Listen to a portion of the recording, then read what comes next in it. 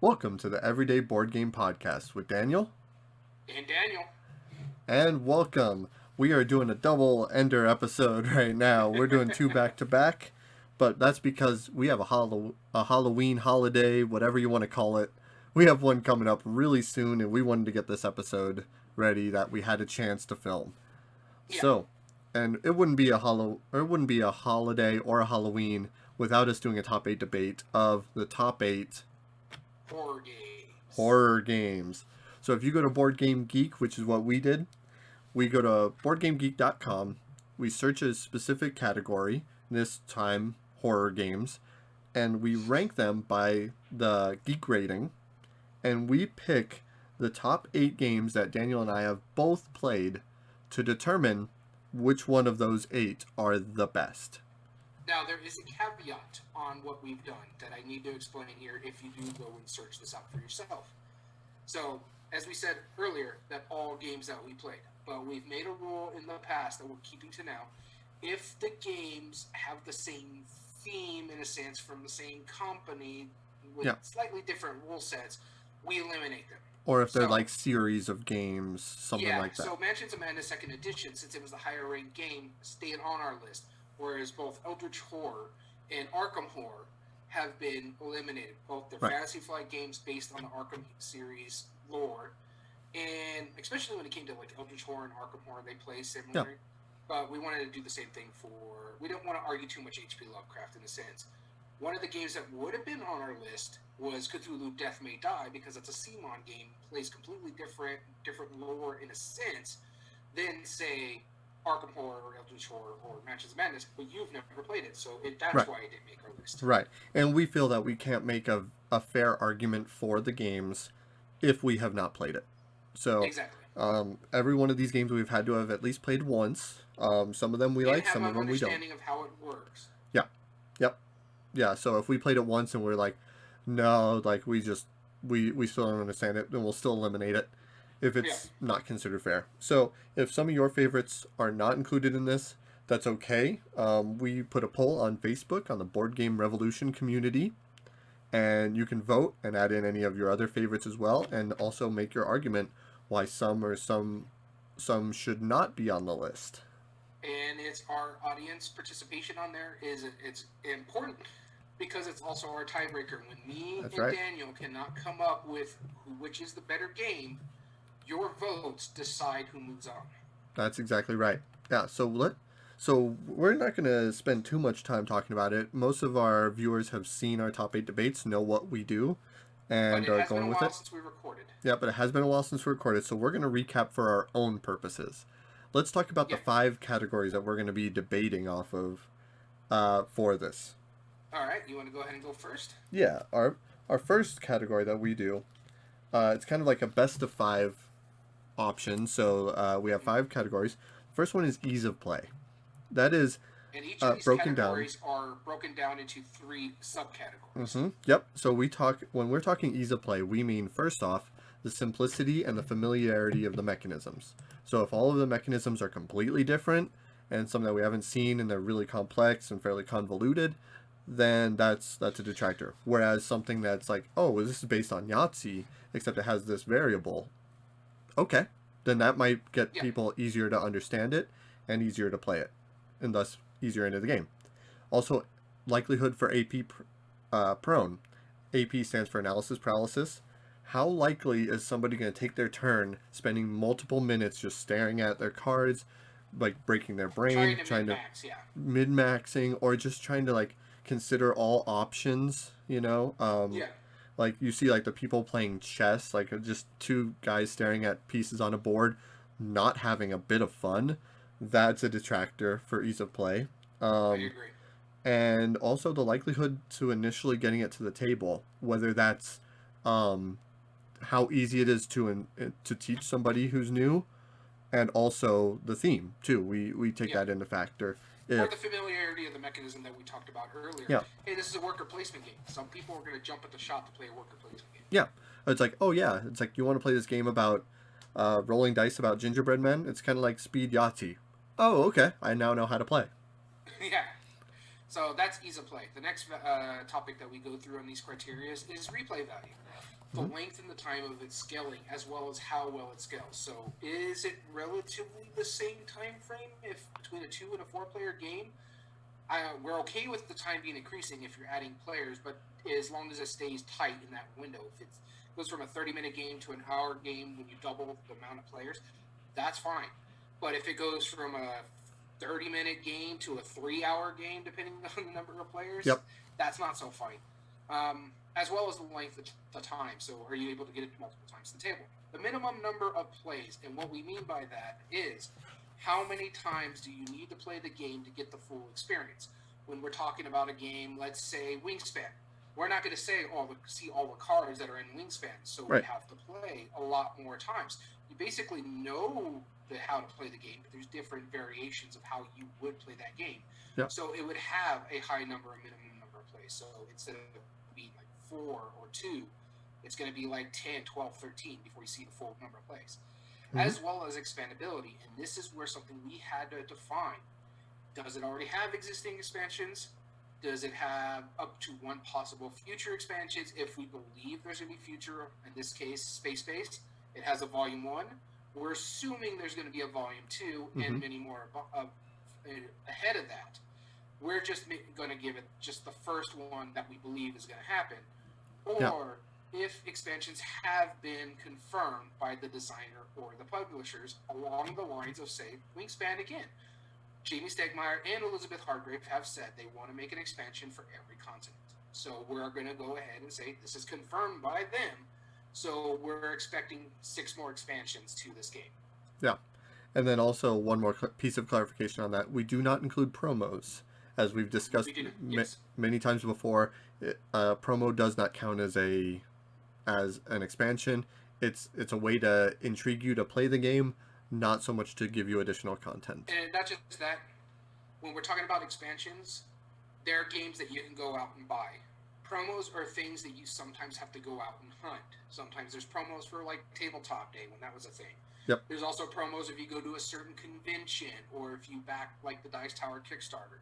Yep. It's something that you have to go out and hunt. Whereas expansions, you can go to your friendly neighborhood game store and pick it up. Yep. Cool. And then our next category that we debate on is meaningful choices. Meaningful choices breaks down into how your strategy impacts other players. Like, are you playing a multiplayer solitaire game? You know, how Yeah. what do I do in the game that affects you, In your strategy. and what would change my strategy based on that? That's a very meaningful choice. How well you can impact the long-term strategy of your play. Is the first couple turns going to really matter at the end of the game?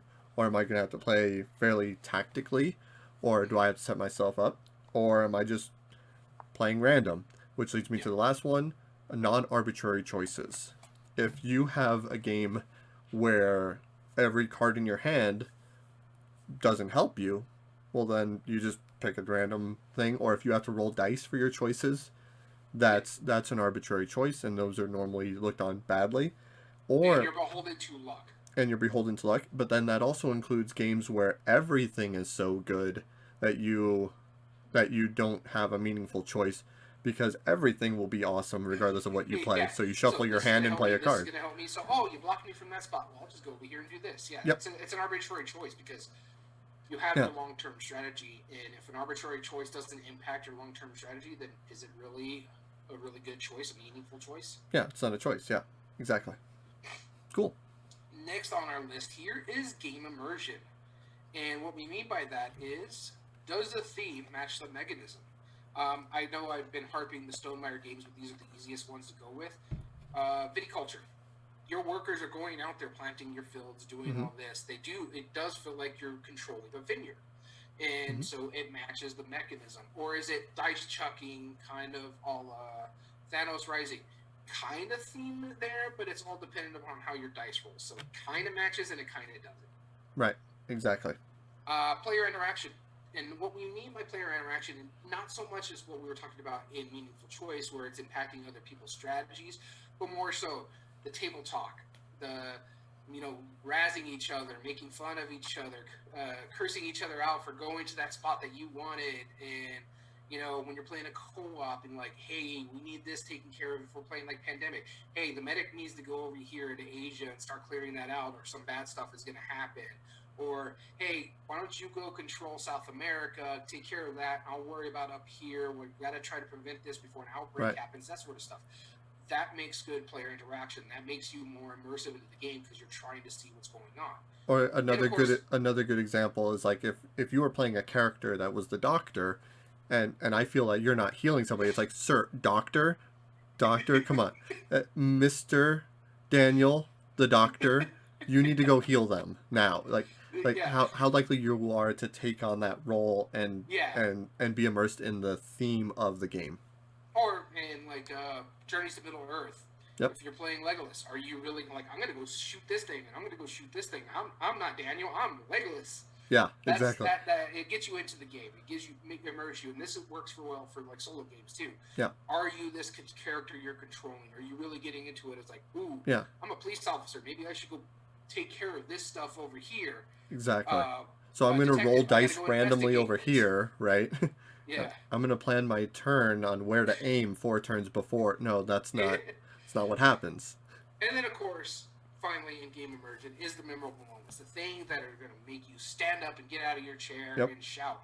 If you're in a comic shop playing board games and you go, yes, because you did something well and make everybody turn their head, that's a memorable moment because it's something that stays in your memory. Yeah, and we try to, of course, this is always a hard one for us because a lot of these games we have memorable moments, but we also try to see which game can cater to those memorable moments easier. Yeah. It's not so much which ones we've had, because I've had stand-up moments in a lot of awful games, but or we remember them because they're bad, but which ones lead to that dynamics. Yeah. And our last category that we go off of is art and production, which we know is subjective, but some of them can be compared fairly easily.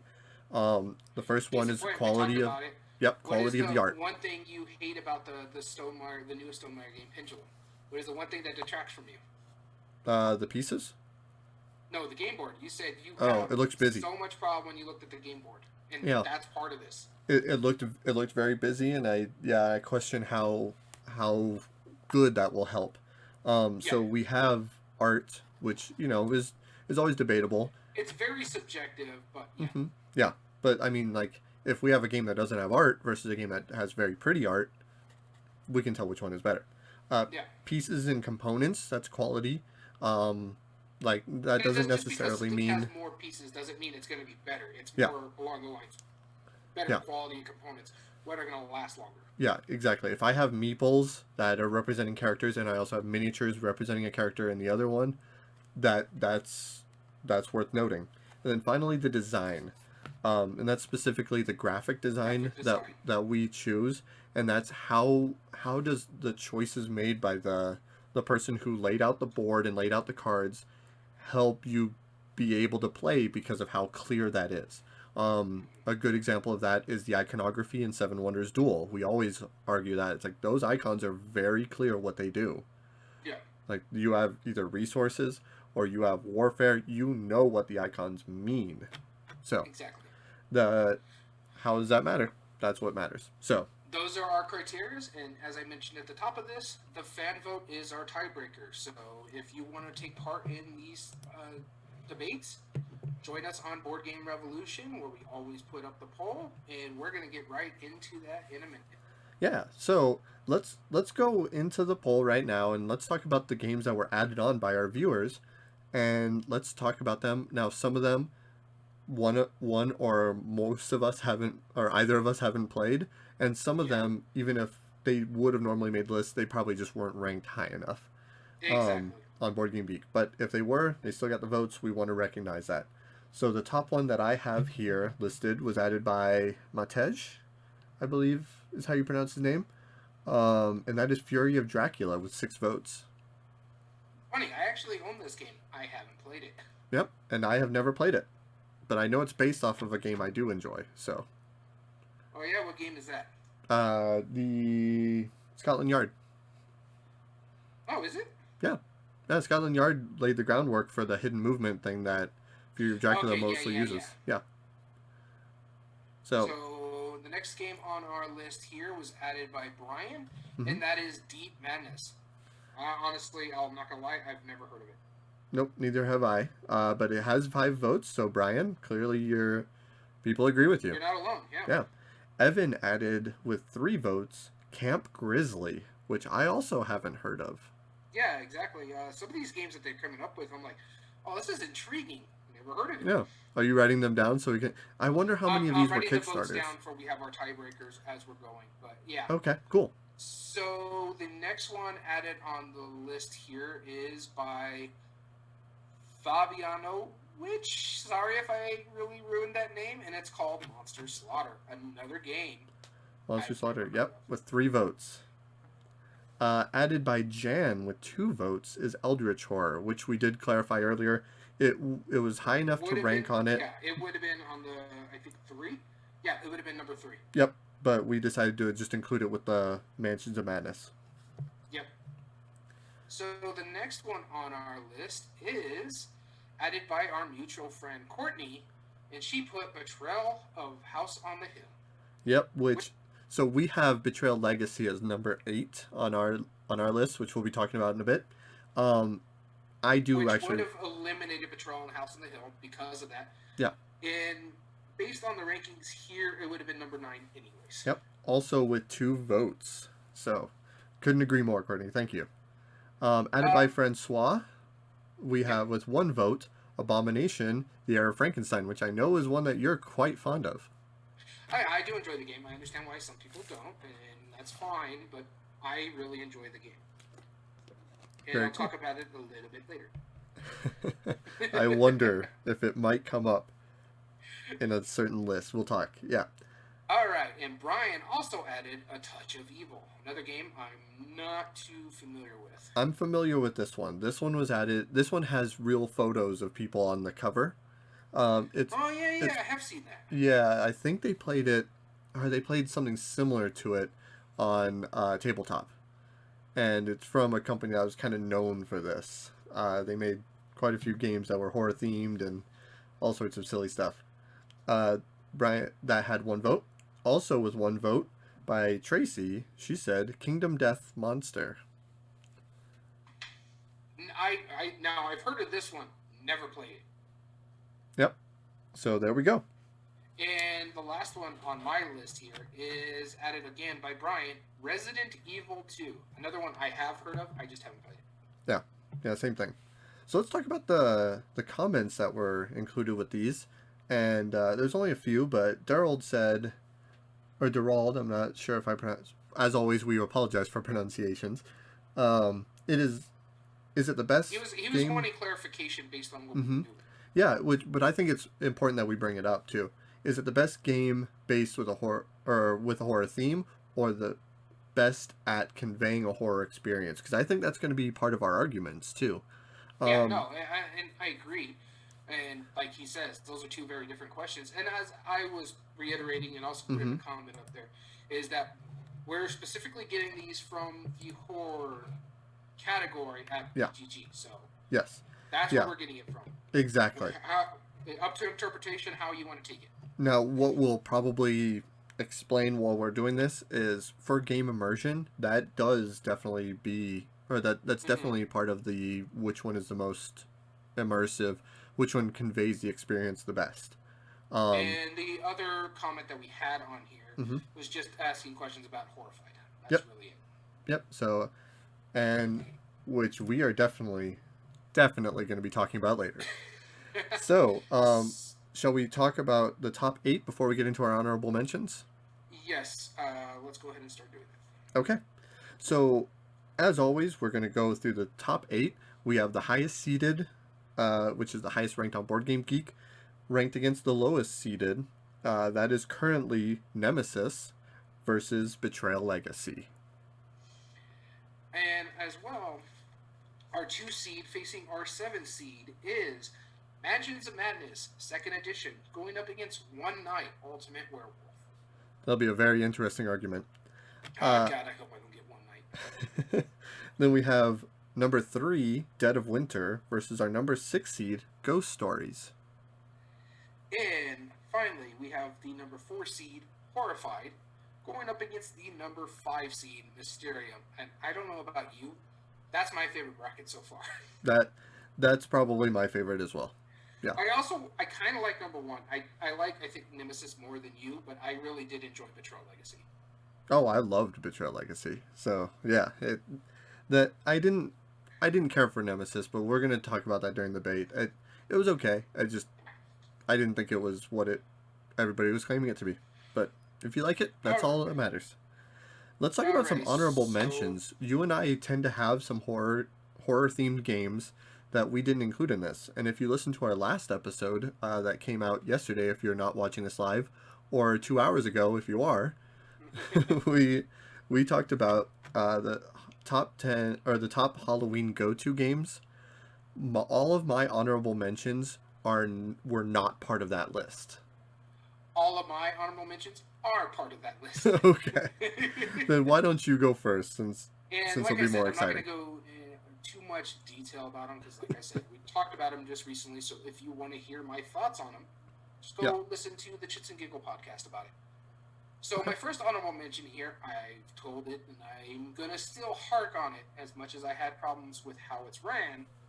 I love the game. Arkham Horror LCG is my first honorable mention.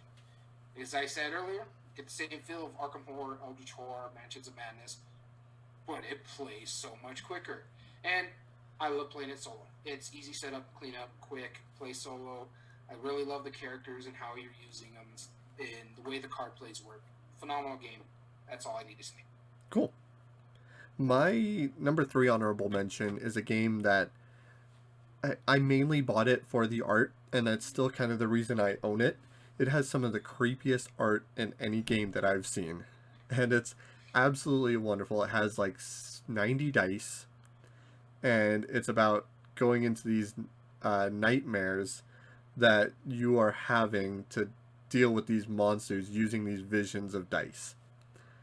Do you know what? It's from Renegade Games. Okay, it's a little different. I was thinking of I was like, I thought you didn't like that game, the Flat Hat one, from Jerry Hawthorne. Nope, yeah, not that one. I'm talking. Is this one Coma Nuts? No, I'm talking Lucidity. Oh, Lucidity. Okay. Yeah, Lucidity. It's the art in that is absolutely phenomenal. It's one of the most gorgeous art if you like that style. I mean, it's very dark and grim, but it's not graphic or anything. It's just like it's nightmare fuel. It's genuinely something that if you stare at too long, you're gonna get uncomfortable. It's really great art, and the whole theme to it's a fairly simple and fairly abstracted dice game, but yeah, it turns out to be really neat because of how that ends up. So, Lucidity from Renegade Games is my number 3. So my second honorable mention was already mentioned. I'm not going to go too much on it. And the reason why I put these 3 games on this list is because these are the ones that actually give me that horror vibe. That's what I was trying to go with on this one, rather than Halloween games. Because Halloween games don't need to be horrific. They don't need to be scary. Yeah. It fits better, but it doesn't have to be. And so these ones, though, give me that horror. And so my number 2 is Abomination: Heir to Frankenstein.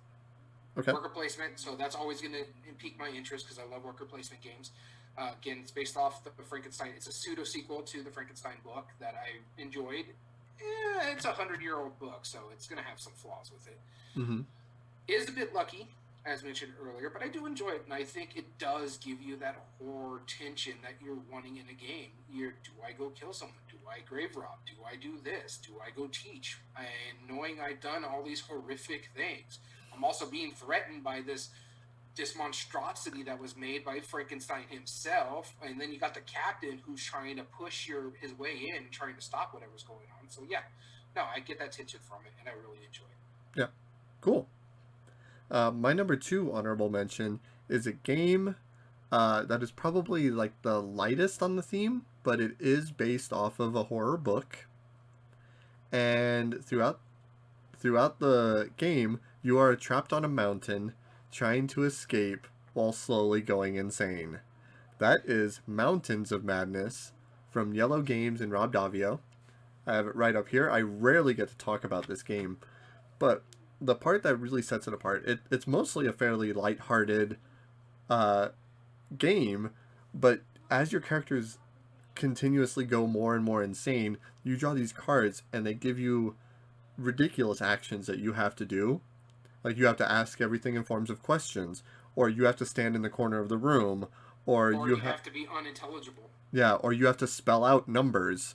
Like Or if the one time I played it, I had to hold everything without my thumb. yeah, you had to hold everything without your thumb. And then whenever this happens, you're not allowed to act like it happens. You're supposed to act like you don't notice you're doing this. And so you're going to be playing this cooperative game, and you're going to be seeing someone stand in the corner as they're trying to play with their cards of hands, like conversing like normally. But they're just it's like, but that's so weird that you're over. Like, I mean, it's so thematic and it's ridiculous and over the top. It's one of those games that rewards you for absurdity, but doesn't require that it happens. You know, like Mm-hmm. there's like a game. I think it's called like Quelf, where it's like, oh, put a shoe on your head, ha ha ha. It's funny.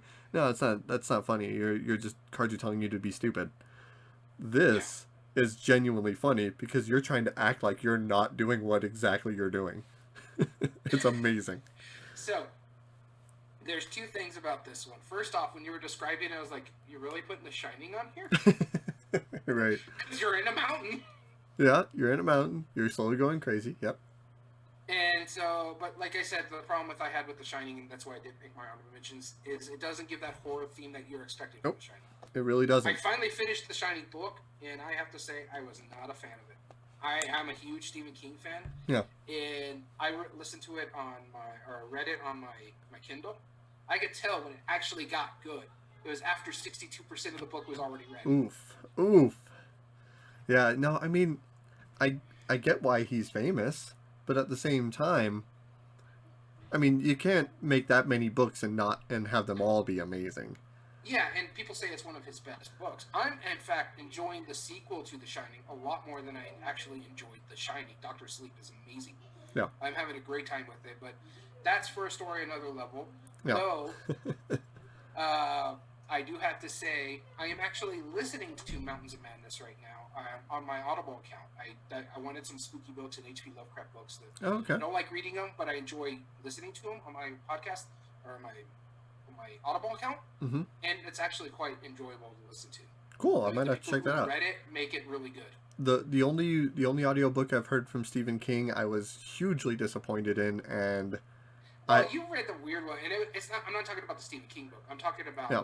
H.P. Lovecraft's Oh, Mountains of right. Madness. right, yeah, but If I mean, you like get, as the far as Complete Legacy or something like that, they do like almost like a radio show type thing. And it's oh, okay, that's cool, awesome. And so, speaking of H.P. Lovecraft, my number one honorable mention did not make my go-to Halloween list unless it was an honorable mention, and that's because it's a bit long. And that is Eldritch Horror. Now, this is a phenomenal horror game. It does give you that creepiness as you're dealing with the cultists and you're pulling the card. And if you have some of the expansions where you're going into the Dreamland or you're dealing with the Mountains of Madness in Antarctica, yeah, all that stuff is there, and it's good. I like it. You got the epic big bads, you got the old gods, you got Cthulhu and stuff like that. And again, based off Lovecraft, who's not a great guy, and we'll get more into that a little bit later. But it does give great atmospheric tones to it, and you do feel that tension, you do feel that horror. That's why I really enjoy it. Yep. And my number one, I don't think gets enough love for what it is, but it is one of the most immersive games, and that's because part of the immersion is the mechanism of the game. You are trapped in a forest, all but one player can't see. Only one player can see, and he's the one who's hunting you. And that's I know which one this is. Yep. I really do need to play this game. nyctophobia. Yeah. Yeah. I mean, 'cause the thing is, what you're trying to do in this game, and I think what a lot of people are doing, is that the hunter who's hunting the other people, they're trying to make it through this maze of things that they can't see, and they're trying to memorize, they're trying to figure out where everybody is, stuff may shift around, chaos is going to happen.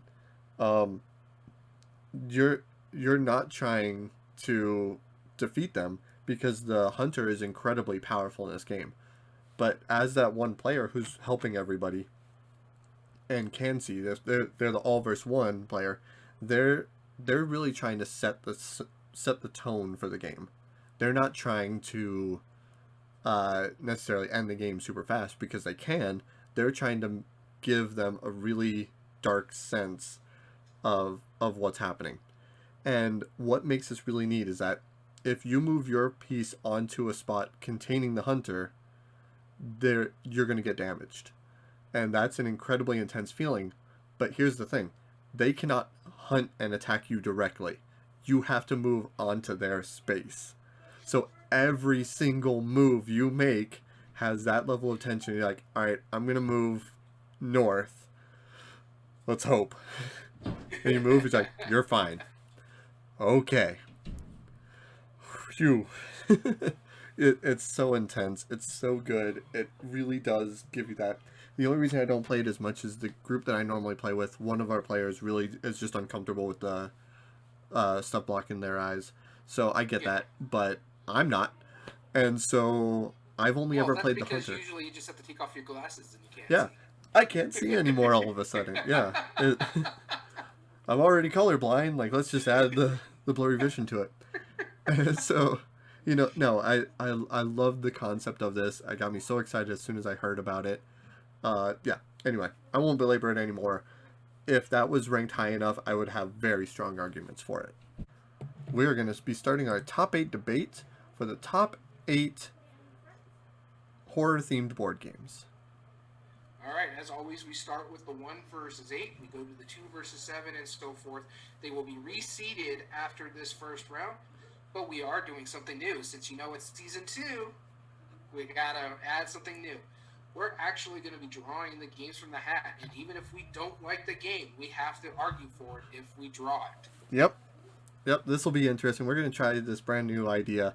We love this idea because we have played it, and we're going to try our best to argue for it, but we'll see what we can. It's a debate for a reason. All right, here we go. So the first one is what Daniel over there has to argue.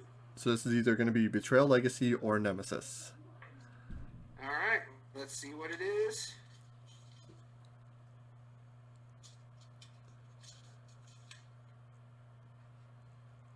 Did I put the right ones in?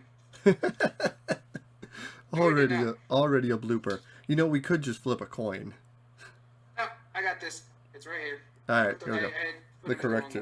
We built up so much suspense for that. And I messed up. Yeah, my bad. It's all right. It happens. All right. You want to know which one you got? That would help my argument, yes. Betrayal Legacy. Let's do it. I'm ready to start right now. Because you and I we're going to avoid spoilers. This actually worked out in our favor. Yeah. No, we're going to avoid spoilers as best as we can. But, yes, we're going to avoid spoilers as best as we can. I do have arguments about the game against Betrayal Legacy. Yes. That are spoiler-free. Yeah. As well as pros. I feel like we should have like a 2-minute timer for like opening arguments and responses. We should have maybe season 3 we'll start adding timers to it. Right, exactly. So Betrayal Legacy. We will try to make this quick and brief. This way we're not on a 3-hour podcast. Yeah, exactly. Betrayal Legacy. Go ahead and start. That is, first off, a Legacy game that you and I have played through completion with a group of ours.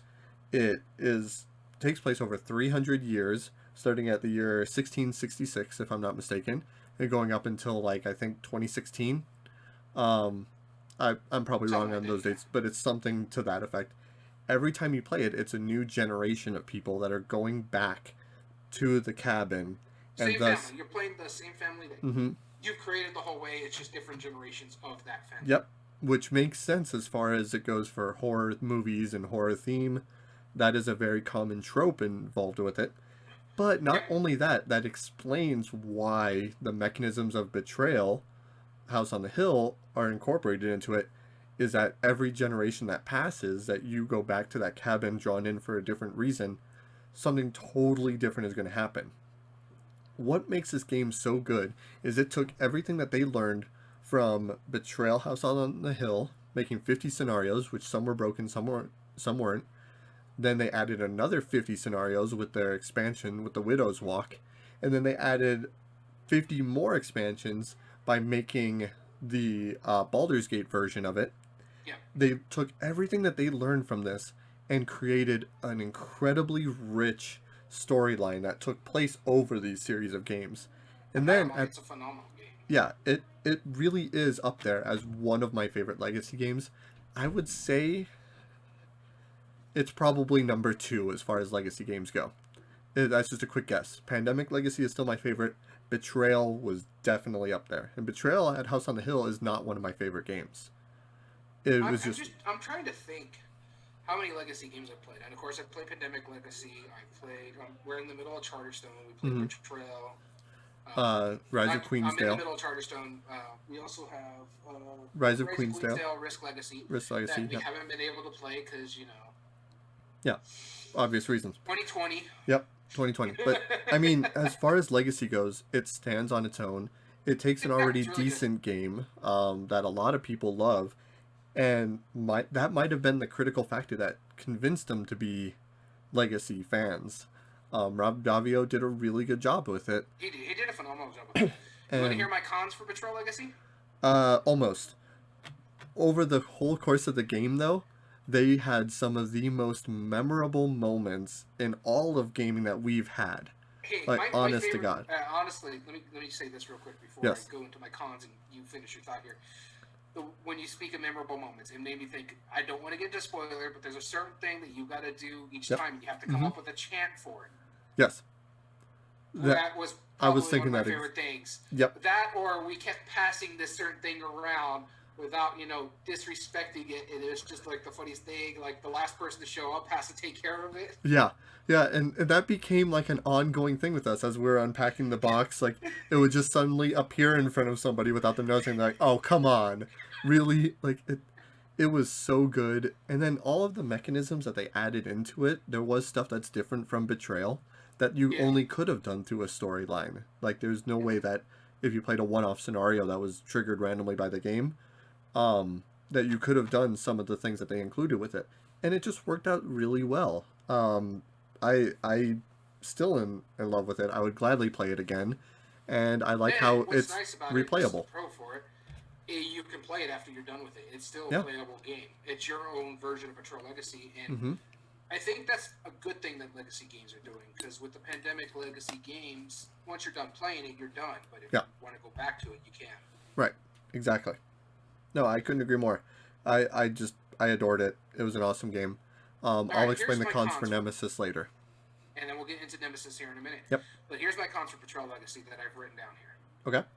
You've mentioned that they did learn from some of the stuff in the other games, though it does fall into the same problem at times when it comes to haunts. Sure. Sometimes those haunts are weighed heavily to one side, whether it's weighed heavily to the trader side or it's weighed heavily to the player side. And that's a big issue, especially when you're coming to a Legacy game, that it could take you out of it. That's one of the main issues of it. Other than that, I can't fault it, like you said. Another big thing about it is the downtime. There can, especially if you're playing a full 5-player game, there's 4 other people that you got to wait to take their turn before you get back to your turn and figure out what you're trying to do. That's one of the flaws that, again, Betrayal on the House on the Hill had as well. So they didn't fix all the flaws from Betrayal on the House on the Hill. They've done some good stuff about it, but then they also added an extra floor. Yeah, exactly. So when you're exploring the house, it could take a little while. Sure. As well as, because of it's a Legacy game, it's hard to get a group together. Now, what I liked about this, and I'm arguing against what I'm trying to argue against, is that what's good about this Legacy game compared to other ones is it allowed the drop-in, drop-out feature very simply. If, say, our buddy Bryce can join for 1 week and we're going to play it, and then he has to drop out because family issues or something like that, we can still play it without his family being involved in this one. Right, exactly. So that is a good one, but it is a con trying to get the same group together. It took us a while to actually play it all the way through for that reason. Which is true for any Legacy game, really. Yeah, that's just a con to most Legacy games in general. Yeah. It's a con to Gloomhaven. Because I'm playing the campaign, and because of 2020, I haven't been able to finish the campaign. Sure. Yep. that makes But sense. yeah, so let's move on to Nemesis. Nemesis. Okay, your opening There's a argument, sir. reason why it's number one on the horror game, and that's because it gives you that feel of Alien, which is a phenomenal movie, and people like it for that reason. It does give you that feel. It's a grandiose game. It's big. It's massive. There's a lot going on. Yes, there's problems with it, including one of my cons that I have on here. There's a lot to keep up with.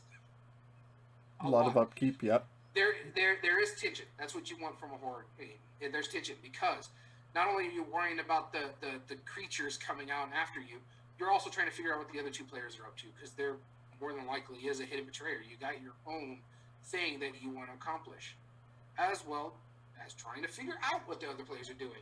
I see you're hanging out over there by the pilot's office. What are you trying to do? We need to get back to Earth. Why you keep messing with stuff? Do I need to come over there and see what you're doing? Or do I need to go fix the thing over here? This way we can get there. And I do like that. It does have some memorable moments. There are some issues with it, but I don't know which game I like more on this list. I really enjoyed Betrayal Legacy. I really enjoyed Nemesis. We may have to go into the breakdown. Yeah. So my counter argument or the cons for Nemesis, which there's a few on my end. Now, I don't want it to seem like I hate it, because I didn't hate it. I actually didn't mind it while playing. It's just it fell really flat when I played it, because I don't know if it was just because I don't know the source material, because I haven't seen the Aliens movies, so I don't really know much about it.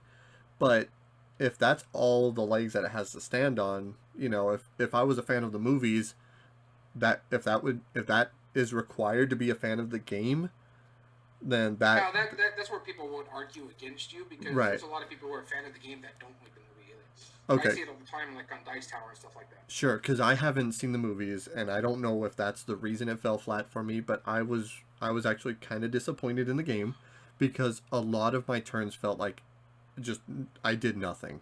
It was very often where I would be like, okay, I guess I'll go this way, because there's a big monster part this of it, way, too, and I think want to you stay have away. play it again. It was the first time we ever played it. We were Yeah. learning the game.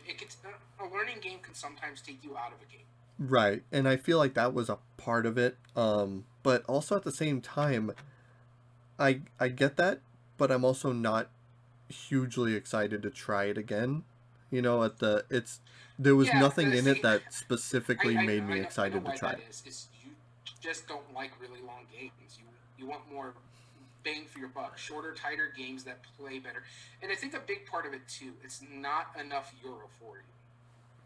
Well, I mean, but there wasn't many memorable moments. Like, I remember the monster coming around and me kind of sending him outward, but I feel like there was a lot of ways where you could, like, Well, in all honesty, if we're arguing this, Betrayal Legacy is going to win memorable moments just for the simple fact that it's a legacy game. right, Once true. you get over a series, a number of things, while things are opening up and things are happening that Right. make it more memorable, because actions you make in the game change the game. Yeah, I mean, I want to give Nemesis its fair benefit of the doubt, just because I had a bad experience. It wasn't like heartbreaking experience. It really wasn't. I didn't mind it, and I know I said I would play it again. I just wasn't impressed with it when I played. So I'm already giving 2 to Betrayal Legacy, in all honesty, if we Yep. go through the breakdown. I'm giving Ease of Play and Game Immersion to it, honestly. Okay, then let's. And the reason being Sure. those two I give to it is simplicity and familiarity of the mechanism. There's nothing out there really like Nemesis, how you have to play that game as Right. thoroughly as it is. Yeah, Whereas there's a lot of play really Betrayal, House of the fiddly. Hill, it's pretty simple to pick up. I would say then meaningful choices definitely goes to Nemesis as well, It as really well as does. art and production. Yeah, art and production and meaningful choice. So the one we have to talk about is replay value. Mm-hmm. Now, here's where it's going to get a little tricky. Mm-hmm. Length of time and scaling well. They both are fairly long games at times. Right. I would have to say Betrayal Legacy scales better than Nemesis. Yeah, 2 to 5, and I think Because of Nemesis is 2 to 4, Well, not right? just that. It doesn't extend too much time, as we talked about earlier. Plus, it's got the drop in, drop out, which Yeah. is nice. So I could play a 3-player game, I could play a 4-player game, I could play a 5-player game. Real simple. Yeah. Minimum number of plays to get the full experience. Yeah. uh, I mean, that's obviously Betrayal, It because is and it isn't, because Nemesis is very modular. Things that we're doing doesn't necessarily are the same time you're going to play it the next time. yeah, but There's a it's lot of modular to it in the box, but yeah, minimum number plays. I would have to give it to Betrayal Legacy. The only one I would give Nemesis is the expandability. They had a whole massive mhm, standalone expansion right. Kickstarter.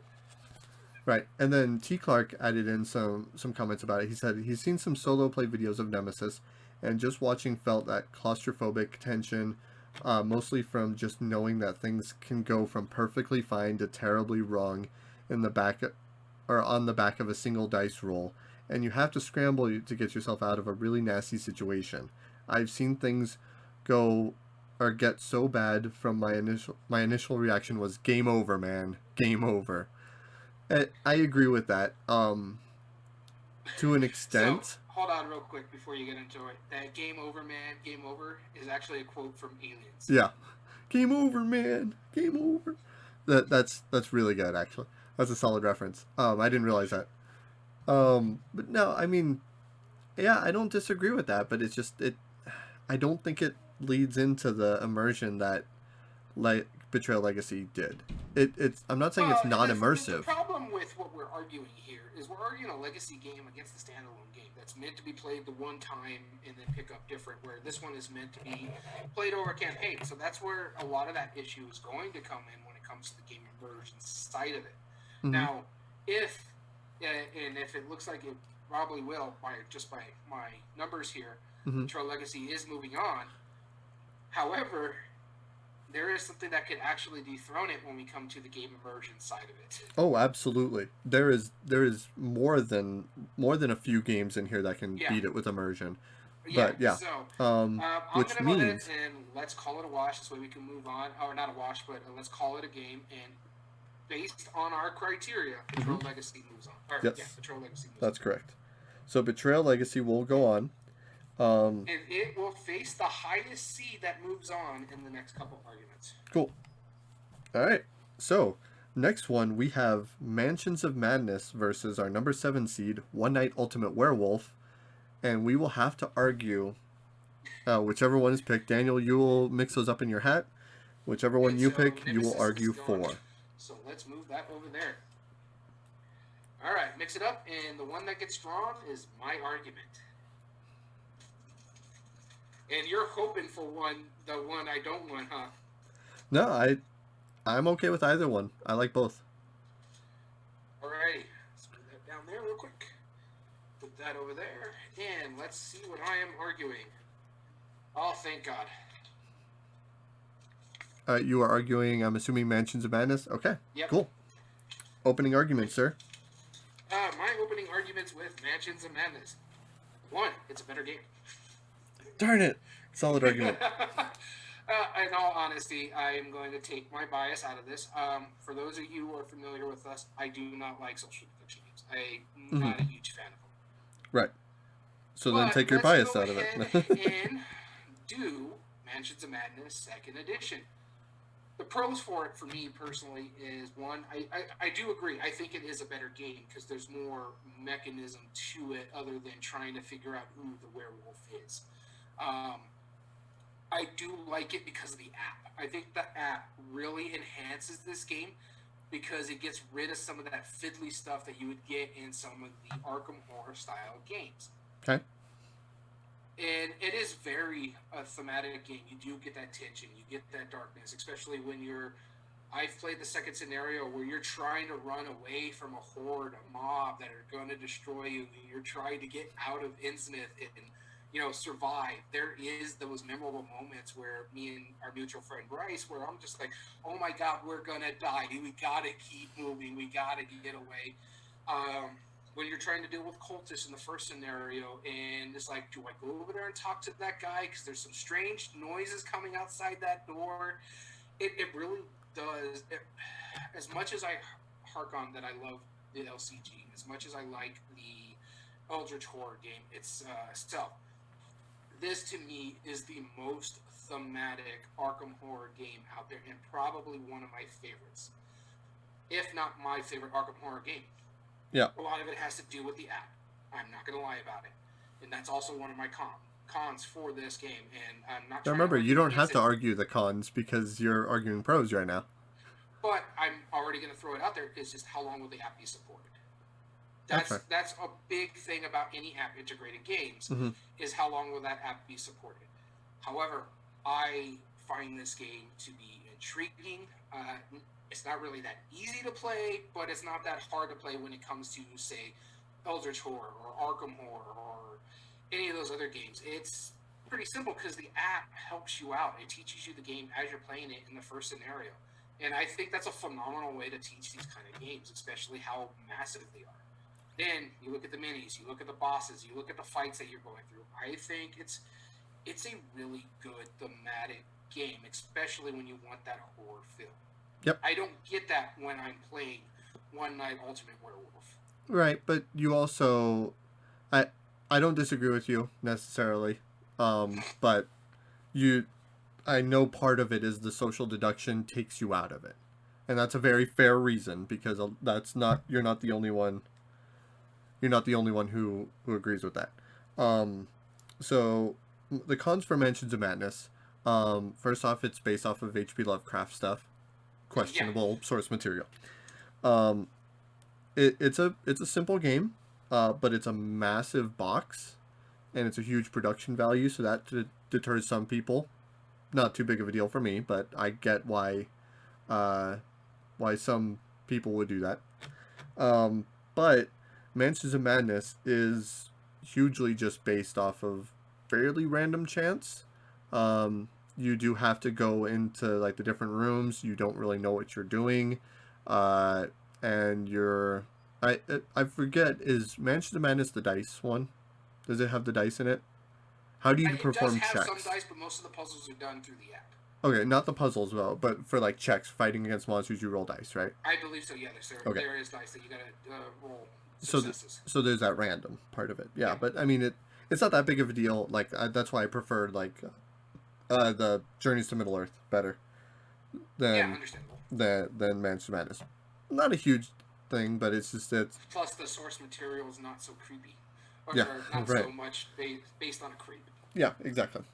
So those are just my counterpoints that I wanted to make. One Night Ultimate Werewolf is Good. essentially this and The Resistance are like the two quintessential social deduction games right now. It's based off of Werewolf, which is essentially Mafia, and there's hundreds of people who play them online, play games of Werewolf, and they play versions like this because it's a quick, like, I want to have that experience so concentrated in such a small period of time, like 4 or 5 minutes, that it makes it interesting. One of the pros that makes it really neat is that the One Night Ultimate Werewolf app has an app that's narrated by um, Eric Summerer of the Dice Tower, and he's a great narrator as far as that goes. And so when everybody's asleep and he's announcing what the different roles do, it's a very immersive experience because you're listening, you're waiting, it's like, huh, well they just said for the troublemaker to switch some tiles, but I don't hear any shuffling. I don't know if maybe there's not a troublemaker or maybe it's just quiet. Maybe this person, I know I'm opening my eyes during the seer so I can look at that. There's a lot of different things that you can go off of. Now, with that being said, I get why it's a really fun, condensed hit of enjoyment, versus the counter argument I'm going to make for it is that this is more of this is like eating a Dorito, like a snack bag of Doritos, right? That flavor is so strong and it's so recognizable and it's really good and concentrated. But if I want a meal, I'm not going to go for a snack size bag of Doritos, right? Mm-hmm. I get why it's like, oh, I just want a snack. I want a quick fix. I want this. It's immersive. It's easy to play, but it definitely, it's just a way to source friendly arguments. And that's really all the game is. So with that being said, I think it's pretty clear which one we agree both goes on. Oh, yeah, Mansions of Madness. Mansions of Madness. Yep. Just for my One Night Ultimate Werewolf, and this is the only con that I really need to bring across to it. Mm-hmm. Since we already agree that it's Mansions of Madness is going on. Yep. Is that it could be meta like there is no tomorrow. Yeah, which is the point. That's the point. It's like, well, you That's were the the problem though, because it's going to take people out of the game, and it's not going to yeah allow for immersion if it gets meta. yeah. That's And I don't disagree with that, but it's that basically also can using lead to it. bullying. That's true. Okay, that I don't disagree with. The metagaming is fun if done It is for the properly. people who are metating game, not the ones that are just trying to play the No, game. no, no. I mean, if that wasn't the case, then we wouldn't say Danny's a spy every time we play any social deduction game.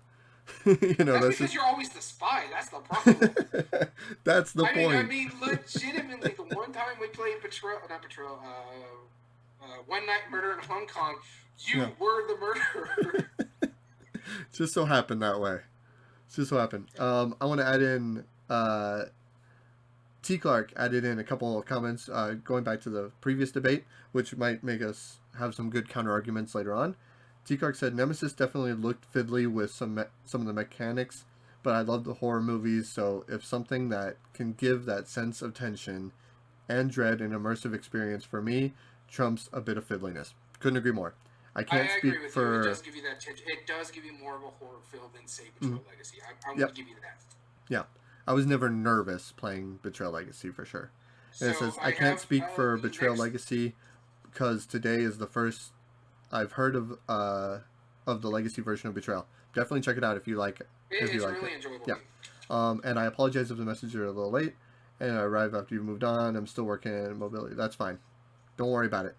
Don't So even because apologize. of the way things are Appreciate you falling, joining in. Mansions of Madness will go up against Betrayal Legacy. So I'm just Mm-hmm. going to go put these right over here. All right. All right. So the next one is going to be your draw. I'm just going to make sure I have the proper games this time. Cool. All right. So this will be And this my should argument. be Dead of Winter versus Ghost Stories, right? That's right. Dead of Winter and Ghost Stories. Let's do this. This will be an interesting argument. Yeah, I agree. I've owned both of them. I currently own one of them. I've played both of them. I only own one of them. Yep. Let's see what you get. You get the one you actually own. Dead of Winter. Cool. All right. So Dead of Winter, 100% is the horror board game as far as I'm concerned. It is. You are all pent up against the. Or you are all set up against the common threat, which are technically the zombies, but that's not really the big thing in this game. In this game, you are in your shelter. You are trying your best to get the resources you need to complete whatever scenario you are basing it on. I love how this game has a number of different scenarios you can play, level a number of different difficulties, and they even say like the rough time frames for it. Um, that's not even to say the expansions like the Warring Colonies or the Expand Alone, the Long Night version. Each of them has something like 30 to 40 characters that you can play as you're going out and experiencing these different areas, trying to get the the the resources you need to keep everybody in the colony surviving and to keep everybody safe against the common threat of dealing with these monsters. Now, not all characters are equal. That's the point, because you don't want them to be equal in a game like this. Some are just naturally going to be not as good as others, and that's Yeah. really the hand that you're dealt and how to deal with them. Sparky for the win, man. Sparky for the win. Sparky's amazing. Or the monkey in the Long Night version. Holy cow, Oh, yeah. they're amazing. I still prefer Sparky. Sparky's He's cool. the wonder dog. He is the wonder dog, yeah. And that's a memorable moment. But what makes this even another level of interesting is that there is a possible hidden traitor in this game. In fact, that's actually one of my pros. That is absolutely a pro for this game, is because I get like why some people wouldn't want to be the hidden traitor, but it's so easy and so immersive to hide under the veil of the whole game, and having everybody have their own secret objectives helps portray that. So what I mean by that is that some people, Everybody cannot be a traitor, but you still got to hoard food to win. yeah, like you might need like 5 pieces of food in your hand that you've been saving from the colonies, which makes you look like the traitor whether you are or aren't. And you don't specify whether that's a hidden objective or what reason. But if somebody suddenly needs food and you're like, oh man, you have that conflicted moment in you saying, do I contribute this to the group, or do they catch me on it? And then once per game, I think you can or get There's a rid of special somebody. character that can allow you to look at other people's hands. Yeah. Well, not only that, like I mean, you can exile somebody, Oh yeah, yeah, you can do that every round. but that And if doesn't. you just exile too many people, you lose. Yeah. Oh, yeah, that's right because it lowers the morale and Mm-hmm. makes it questionable. So it's super immersive. It definitely has the horror theme to it. There are definitely moments of tenseness into it, but at the same time, it's just but it also doesn't seem unachievable as you're playing. Like you always feel like you still have just like one more push to try and do it. Yeah, no, no. Which I is going can't to be argue with it. This used to be my favorite game for a reason. I yeah. really do love this game, and I am going to throw a pro out there because I think this is the selling point Uh for huh. Dead of Winter. It's a zombie game that has zombies, but it isn't about zombies. It's more about your interaction with the other players. Yeah. Yep. Zombies are there; they're just bad. They're going to do bad things to you, but Yeah. it's not just about the zombies. Yeah. Exactly. It's about how everybody gets along in Interacts this. with each other. Yeah. It's Now, here's awesome. my problems with Dead of Winter, Okay. and this is the reason why it's probably not even in my top 10 anymore. Maybe not even my top 20. Wow. One, it's a long game.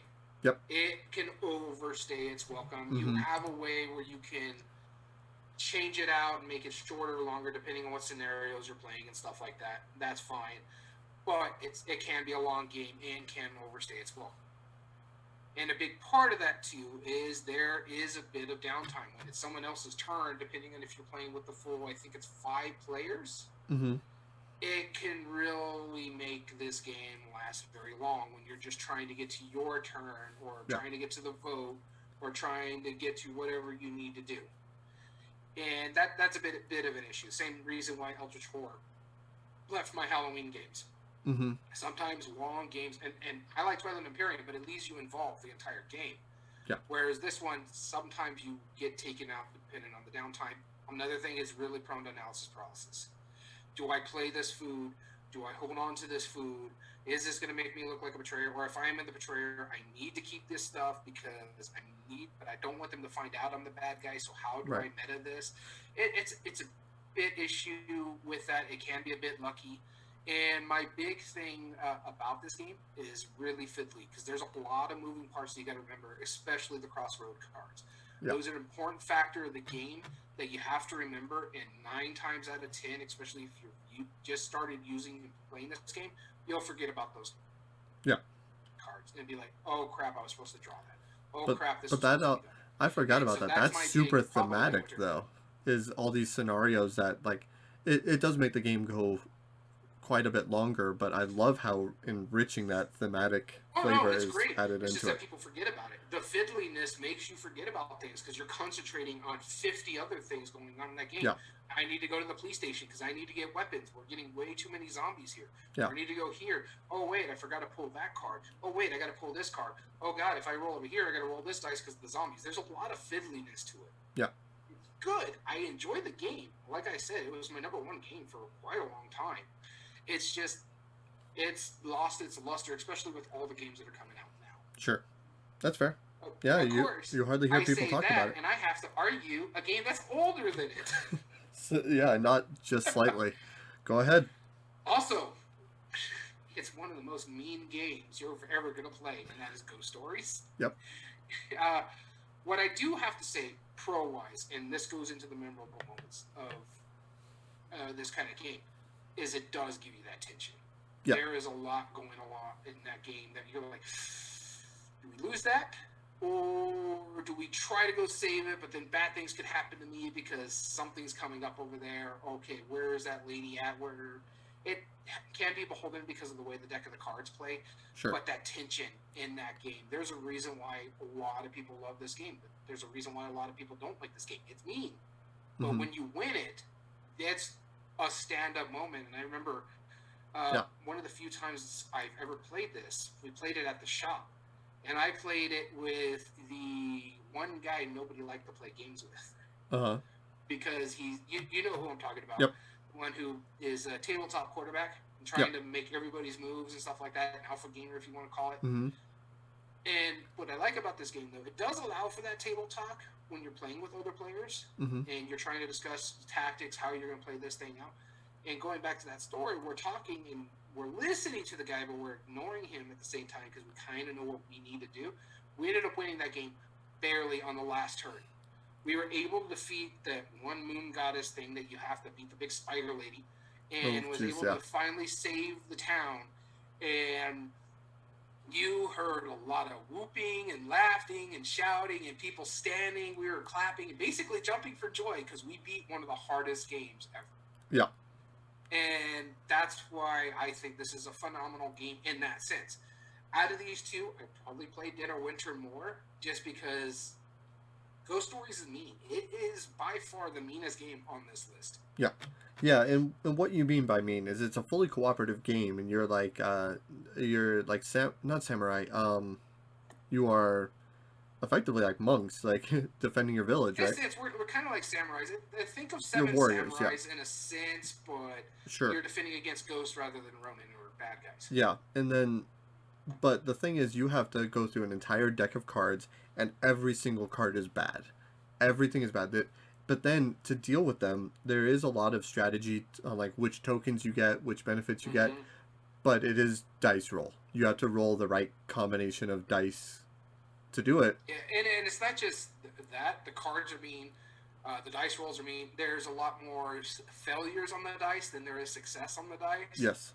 And it's a bit lucky. It's on that sense, but oh my god, does it produce some stand-up moments. And what is the thing that you like to say about co-ops? You need about a 20% win ratio for it to be a good co-op. I feel like a good co-op has somewhere between a 25 to 33% win ratio.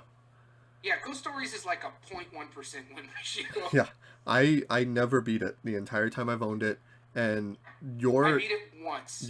That's the only time I've ever heard of it being beaten by somebody I know directly. You saw it.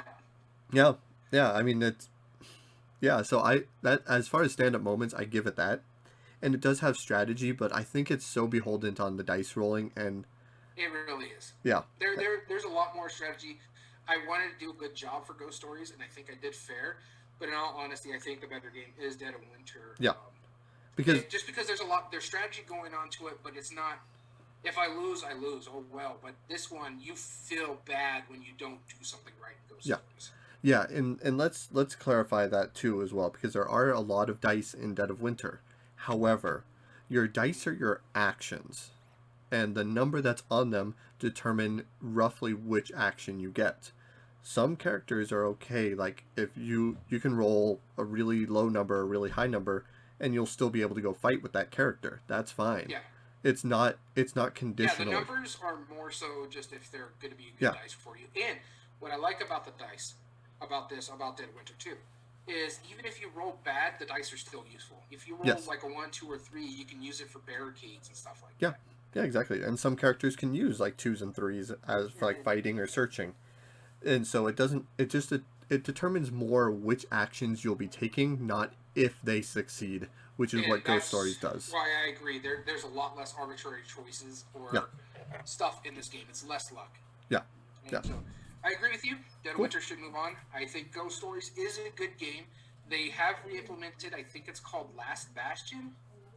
Yeah. And if you can't find Ghost Stories, give Last Bastion a try. I haven't tried it myself, but if you're interested in a very tough co-op game, there you go. Yeah, like the 1 in a million wins. Yeah, that's going to be the one. All right.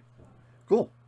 Been fairly mutual so far. Sure I keep up with this here. This is going to be the tricky one, I feel. This is probably my favorite bracket in this one. Mm-hmm. And this one's going to hurt. And I don't think it'll hurt. I'm happy with either of them.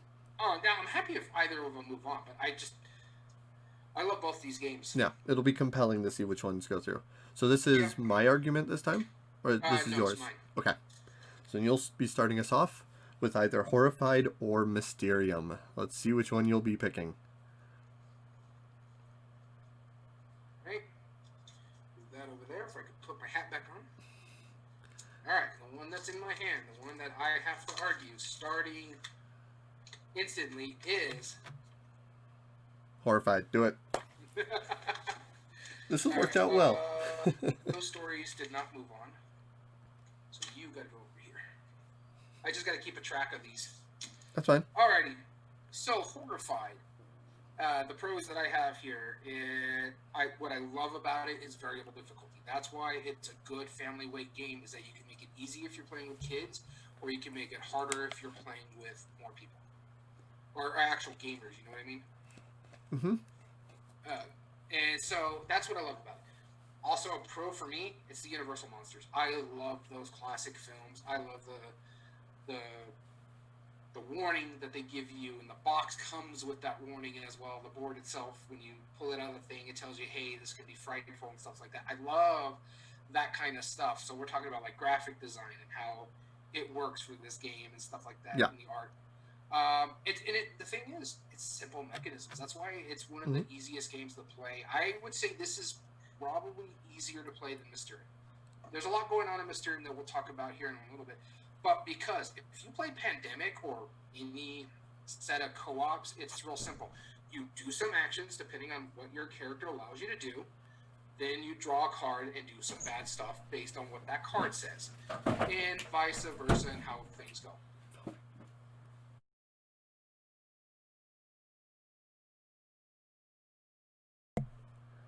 Okay. Sorry. Go ahead and restate exactly what you just said. Oh, man. Sorry about that to welcome the live back. viewers. Thank you, T. Clark. So it's got simple mechanisms that you're familiar with. The Pandemic stuff I was saying. It's great to play with really good gamers, and it's great to play with young adults or even younger, 8, 9, 10-year-olds. It's easier to play than Mysterium. It's got just as much meaningful choices as Mysterium. For a $35 game, it has an amazing production value. And I think Prospero Hall really knocked it out of the park of this one. Replay value, there's 6 monsters in the thing, and depending on what difficulty you want to play it at, you have at least 2 playthroughs with it if you're playing it at the hardest difficulty. And that's just the monsters themselves. That's not just the characters that come in the game.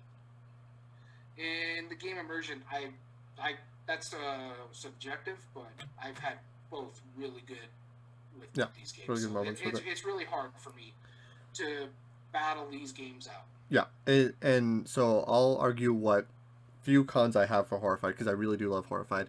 I have a few cons too, but the only cons I can really think of is, honestly, it's a very simple game, and it is beholden to the random of the tokens that come out. You know, as well as the dice roll. As well as the dice rolls, yeah. When the monsters have to do stuff. Yeah, and then also so it's not completely arbitrary. It is more strategic than most people can give it credit for.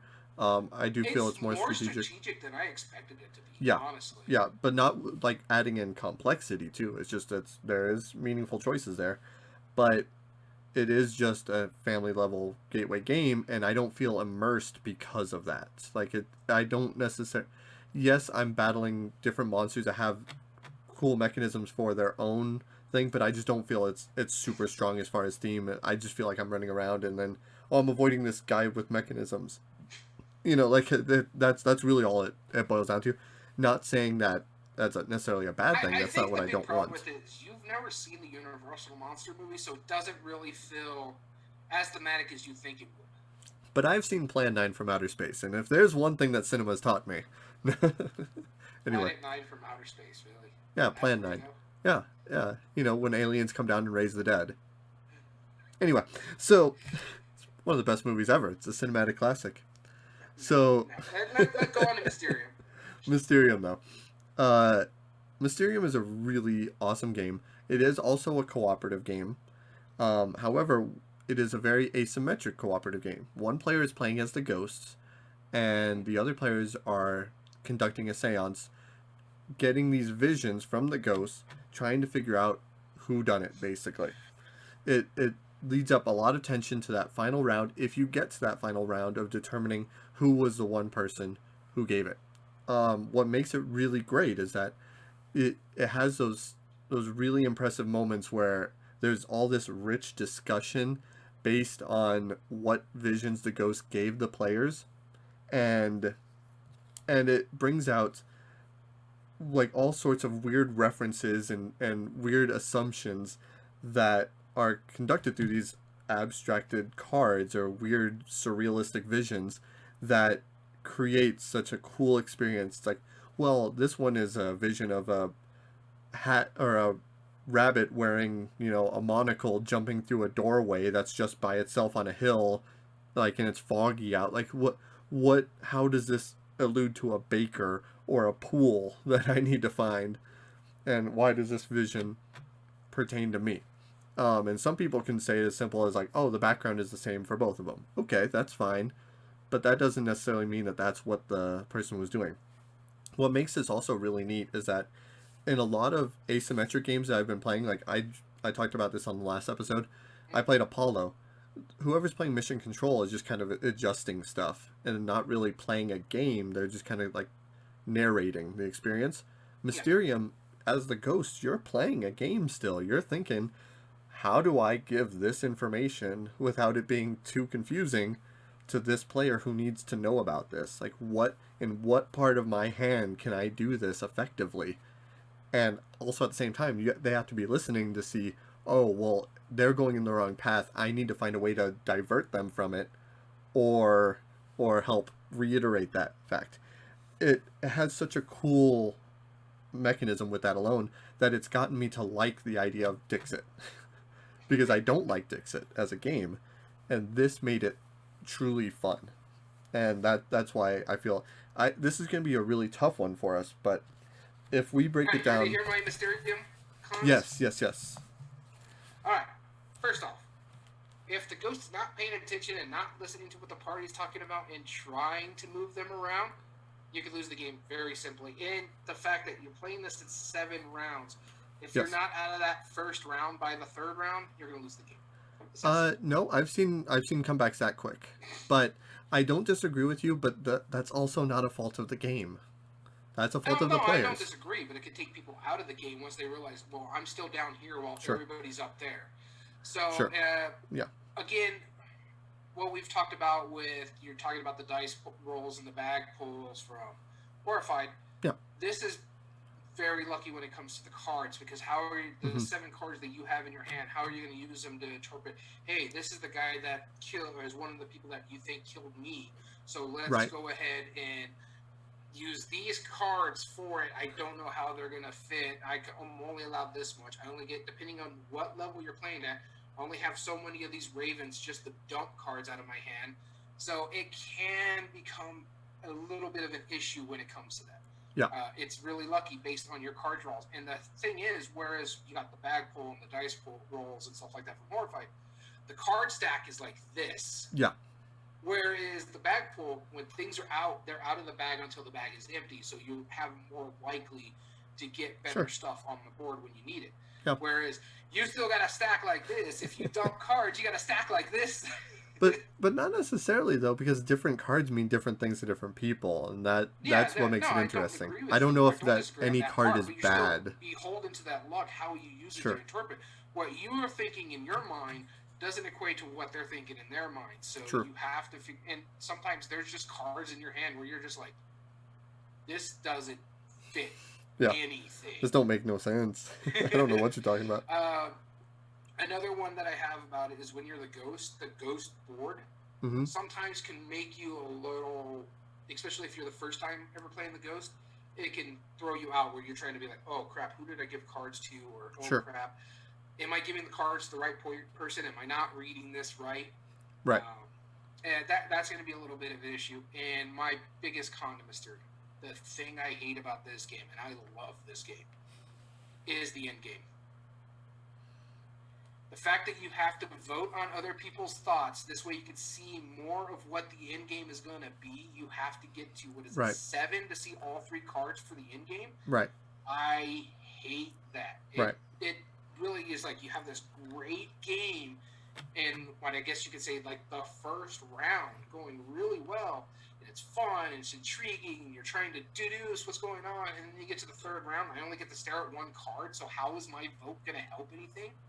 Yeah. And that takes me out of it. That really bothers me. And that makes sense because of like Have you seen the preview for Mysterium Park, the new game coming out? Yep. They took Yep. that out. They Yeah. took that out, and I like what they do in Mysterium Park about, well, like, oh, you picked the right guy? Well, he's no longer the guy who killed me. You're trying to figure out who did it. Yeah, you're trying to eliminate the others. Right. T. Clark wanted to add something to the conversation. I thought it was a very valuable point. He said, this all kind of goes back to what I said about Horrified. It's mechanically simple enough for anybody to pick up and be able to play it in a handful of minutes. Not enough depth strategically to keep people, if not fully immersed, then engage with what is going on so they can plan. Yeah, I completely agree with that. I can't argue against that in all honesty. There are a few of these that I feel are pretty clear as far as our categories. I do want to break this down into the categories. First off, For me. art and production does go to Mysterium, 100%. Not to put down Yeah. Horrified, but it's just the game is based on the art. Yeah, no, I don't disagree with you. Yeah. I just want to make a point about Horrified. The fact that they decided to use some of those cards in black and white, it makes Yes. me giggle. Yes, I love that. That's awesome. And Immersion also goes to Mysterium as well, because that is an incredibly immersive game. You do feel like it's like you're getting these weird visions. I agree with What do you. they mean? Till the end game. Till the end game. Yes, agreed. Agreed with that. Meaningful Choice is very clearly Horrified, because Yeah. that is a strategy game. Mysterium is more of like a really interesting gamer's And party game. honestly, it's Clue with it's a guessing game with art. Yeah. Now, as far as ease of play, and hear me out on this first. I'll listen to you. Yeah. While I do think that technically Mysterium is an easier game, because all you're doing is looking at some cards, making a guess. That's technically all you're doing. I'm gonna give ease of play to probably Horrified, because first off, likelihood of getting to the table, Universal movie monsters versus conducting a seance.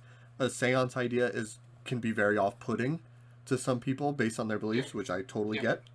And AP Prone, that is a game about That's AP straight Prone. up Mysterium right there. Which is why they have a timer. Yeah, which is why they have a timer. Now, I would give Mysterium simplicity because you're just guessing. But the other two, Horrified. Which means it comes down to replay value. And this is where we have to be fair. Minimum number of plays for full experience. This is kind of tough for me, because what are we equating to the minimum number of plays for full experience? If you see all the cards, if you see all the characters, that kind of stuff. Because if you play Mysterium once, you know how to play Mysterium the second time. Right. Or Horrified, each monster has their own mechanisms. The creature does this, Dracula does this. You have to meet these before you can kill them and stuff like that. So let's think about the variability and what it adds to the theme, because both of them you understand how to play by the end of the first game, for sure. Where the variability in each of these is the different cards, weapons, and locations, or characters' locations and weapons for Mysterium, and different art, but that's just kind of reissued of the same thing. Whereas each of the monsters in Horrified, they're very different mechanistically of what your objective is. Each character that you're playing play very differently. Yeah. I can be the explorer that can bounce around all over the place, or I can be the mayor who gets 5 actions instead of 4. Yeah. Whereas they feel different. So I would give minimum number of plays to Horrified. Player range, scale, and time, that's Mysterium, because it always plays the same amount of time because of the timer, same number of rounds, but it plays 2 to 7 players, which is... I would never, honestly, I'm not going to lie about this, I would never play this game with 2 people. No, yeah, it's not that great. And then it's a good, intimate party game, because you can hold up to 7 people. And then, as far as additional content... That's Mysterium. That's Mysterium, because they do have 2 expansions. 2 expansions. So... No, Horrified could get expansions. I don't know how you would do it. Add the Blob. I don't know. Yeah, the Blob, the thing, Addams Family in there. I don't know. Like, that'd be cool. Yeah. Like, there's ways to do it, and we're secretly hoping for that. But I think because of this, just barely, Mysterium moves on. As much as I hate it. because No. Horrified is probably my favorite game on this list. Yeah. Well, I mean, I feel like that one, the very reasonable caveat about the end game that you put with Mysterium, I think might be its downfall later. We'll see. We will So we see. had some ones that you figured were going to go on, and then we had a couple upsets. Betrayal Yeah. Legacy beating Nemesis at number one, as well as Mysterium taking out Horrified, which for a game that's only been there a year has really climbed on BGG. Yeah. Yeah, definitely. Yeah, Horrified it's doing a great job so far. I feel like Yeah. it's been in my life this whole time because it's so familiar now. Oh, yeah, exactly. So, before we move on to the semifinals, and we'll give you the brackets for those, Okay. the games that have been eliminated. Nemesis, which was our number one seed, was 4 in the vote at 9, which is interesting because it was tied with Betrayal Legacy, so fan vote would have screwed us. Yep. Yep, it would have. Then moving on to One Night Ultimate Werewolf. It was our least favorite game voted on. In fact, it got less votes than some of the add-on games because it got absolutely 0. Yep. Yeah, that's fair. That was our lowest seed. Ghost Stories, the 6th seed that was eliminated by Dead of Winter, had 6 votes, sitting in 6 out of the 8 games. We have a tie for 4, just so people know. And then finally, Horrified, which was just eliminated, was the number 1 game voted on at 23. Wow. Oh yeah, Phantom of the Opera. That's actually not a bad idea. Yeah. Yeah, T Clark just said Phantom of the Opera expansion, or even go beyond and go Freddy, Chucky, Pumpkinhead, or Pinhead. That'd be super cool. The only problem with those, and I agree those would be awesome, is that they're all owned by different people. New Line owns Freddy. Paramount, I believe, owns Jason. Chucky is, I think, New Line. I can't remember exactly. And Pinhead is New Line as well. So you could do that, but they're not owned by Universal. Yeah. Cool. Good suggestions. Yeah, I forgot about Phantom of the Opera. I always think of the Blob for sure. Now, Phantom of the Opera is considered a Universal monster movie.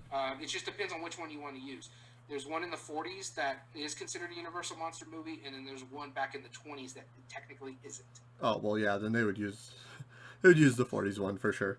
But then there's also the Fog. Wasn't the Fog a Universal movie? I think so. I know the Blob is. I don't know about the Fog. Okay, well, I might be wrong. You know more about movies than I do for sure. All right, so since we've taken already a few breaks, yeah, let's move on with this. Cool. So next up is the number 2 seed, Mansions of Madness 2nd Edition, facing the number 8 seed, Betrayal Legacy. Okay, this is going to be interesting because. And you want to tell the other bracket while I? Yep, and then while you're loading that up, then after that we will be arguing Dead of Winter, our now number 2 seed, which was originally number 3 seed, versus Mysterium, which was our number 5 seed. All right, so that last one was me, so this is you. All right, let's do it. So your game is Mansions of Madness.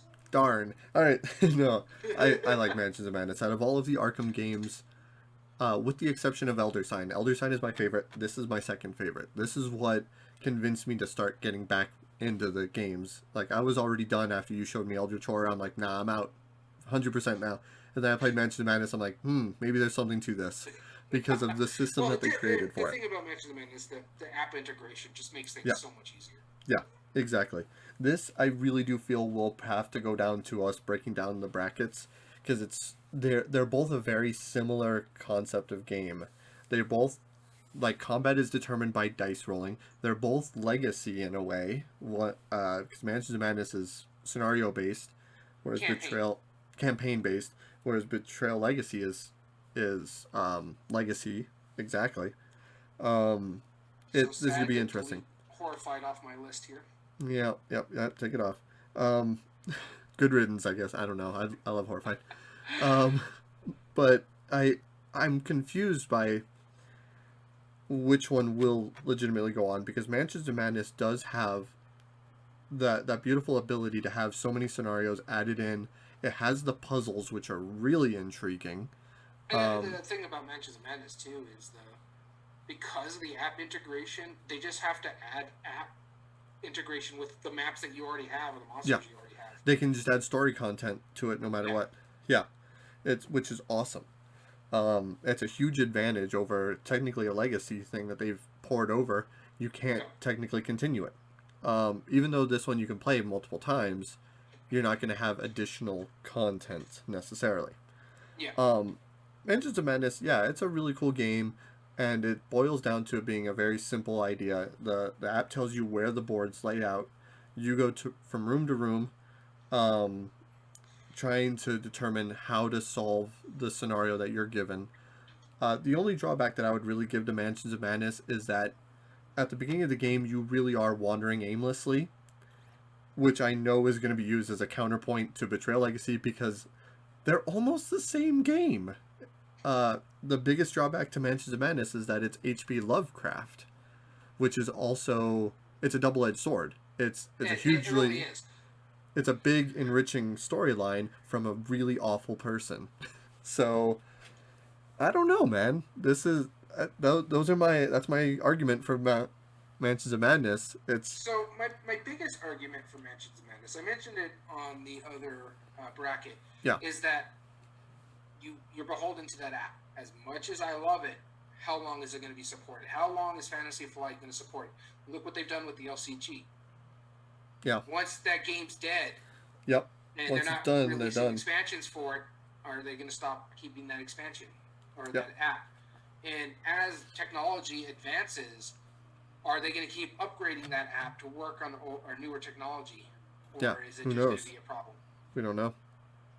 And another thing is, there's lots of moving parts. You have all these monsters. Luckily, the app allows you to take care of most of it. Yes. And at times, some of the scenarios can be really long. It can overstay its welcome. Sure. Yeah.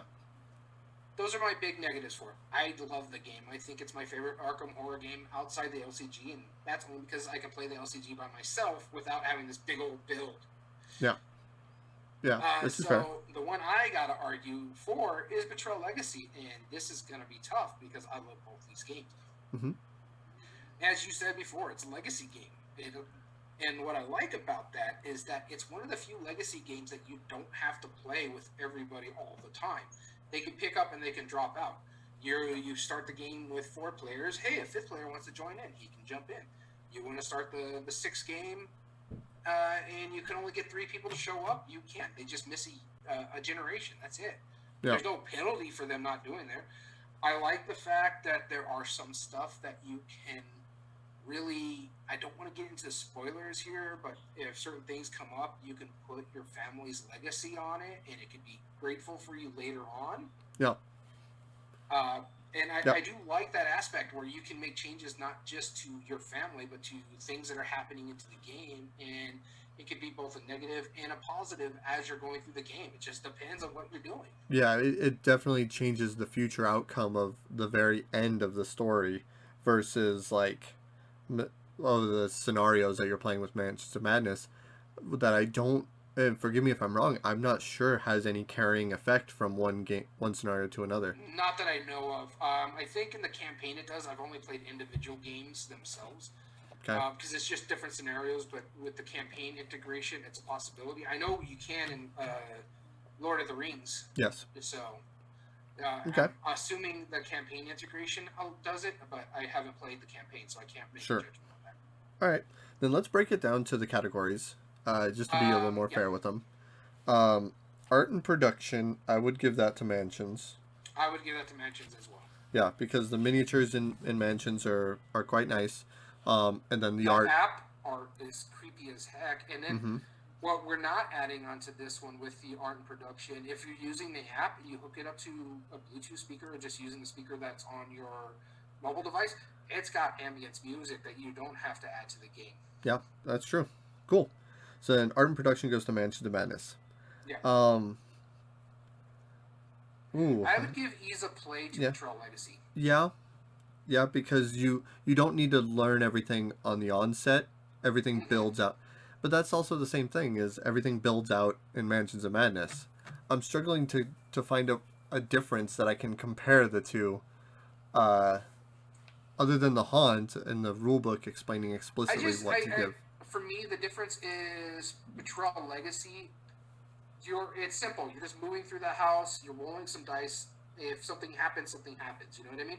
Yeah. For Betrayal Legacy, you are moving through the house, but then you got to learn how to do these puzzles. Then you have to learn how to do these communications, and then you got to keep up with the checks and make sure you're doing the checks properly and stuff like that. There's just a Right. lot of more moving parts in Mansions of Madness that make it a little bit more difficult than say Betrayal in the House. Until Betrayal Legacy has that one big moving part of when the haunt happens, which completely Yeah. changes the game. Which will throw to the game, but when we're talking about the familiar or the simplicity of the mechanism, I mean, Mansions of Madness has that same problem when the big thing happens as you're going through the game. Sure. I'll just talk about the first scenario. It's not really a spoiler itself because it's just a scenario. Is when that wormhole or whatever it is opens up, and then you have to figure out what you're going to do during that. Do you have the right parts for that? Right. Okay. That's fair. Likelihood to get to the table. I would give that part to on Ease of Play to Mansions of Madness. Okay. Just for a lot of people know more about Lovecraft or Betrayal in the House of the Hill. Sometimes just that game by itself, trying to get Betrayal to the table would be an issue. Whereas some people will want to play it, some other people won't want to play it because it's Lovecraft. It just depends. Yeah. I know someone who really can't stand H.P. Lovecraft, but really likes the Lovecraftian games. Yeah. Okay, so let's give Ease of Play, though, to Betrayal? Betrayal, yeah. Okay. Immersion. This is a tricky one. Because theme matching mechanism... So, here's the biggest... Because most of them, all of the maps are changed throughout it. However, if you're doing a scenario in Mansions of Madness, that's considered its own thing. Whereas if you revisit a cabin, does it make sense that the cabin is changing its structure every time? It doesn't. Yeah. I mean, well, other than, of course, it's haunted and it's possessed and that's why it's changing. And yeah, I get that. But... My only thing with the meaningful choice that I won't give to Betrayal is the arbitrary choices, because in the very beginning of the game, it really is just arbitrary choices. I'm going to move in a pattern this way and see what flips up and what happens with that. Oh, okay. Well, I was talking immersion, but... Oh, you're talking immersions. I was looking at meaningful choice for some reason, but yeah, okay. Okay, yeah, no, but that's fair, though. Like, we can go to meaningful choice, because I was just picking one random. Meaningful choice, yeah, it's very arbitrary for Betrayal Legacy. Impacting long-term strategy, you're just building up to see what happens. So yeah, there's not really a long-term strategy on it, because the real gist of the game isn't until the haunt happens. And that's the one flaw with Betrayal Legacy, the same that Betrayal House on the Hill has. Yeah. Is the person who becomes the basically the traitor in this aspect. If there is one, right. They could be really overpowered with all the weaponry that they found throughout the game because of the way the tiles flip up. Whereas that's also a pro for impacting other strategies, is because then you are pinned against each other, which is kind of cool. But that still is 2 to 3 or 2 to 1 for meaningful choice for mansions. Yeah. Okay, so back to immersion, though. Player interaction, though, I feel that... Betrayal. Betrayal, yeah. Betrayal.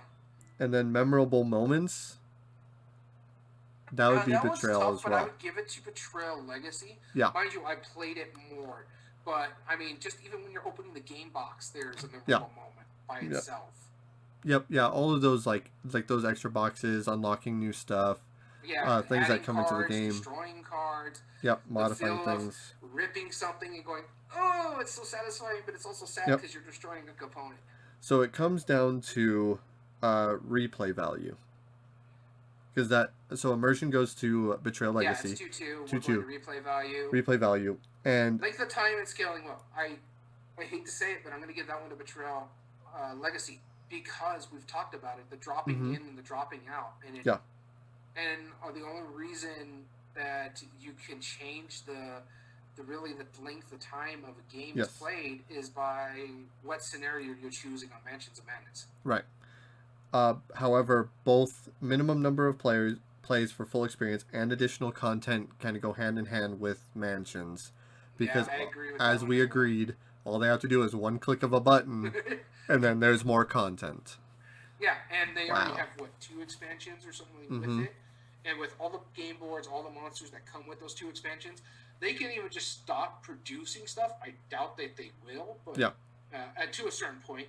But what they can do is that oh, you want another expansion with all the stuff that you have? Here, it's $1.99 for a scenario pack that's on your app, or Right. here, $5 for a massive pack, or $10 for a huge pack with everything that you already have. We Right. could just make these scenarios and put them on the app, and that's how we're going to get money that way. Yeah. So yeah, That makes an interesting argument for future episodes is the fact that sure Legacy by its structure has a lot of content there, but it's not expandable. I've never heard of an expansion for a Legacy game. no, they're always just sequels or prequels. In the case of Pandemic, you Yeah. have episode 2 and episode 0. Yeah. Exactly. Yeah, no. That's interesting. So All right. Mansions of Madness, we're agreeing. Mansions of Madness moves on. Just barely. Yeah, no, it was a close one, but All right. So our next one will be my argument. No, it'll be your argument for either Dead of Winter or Mysterium. yes.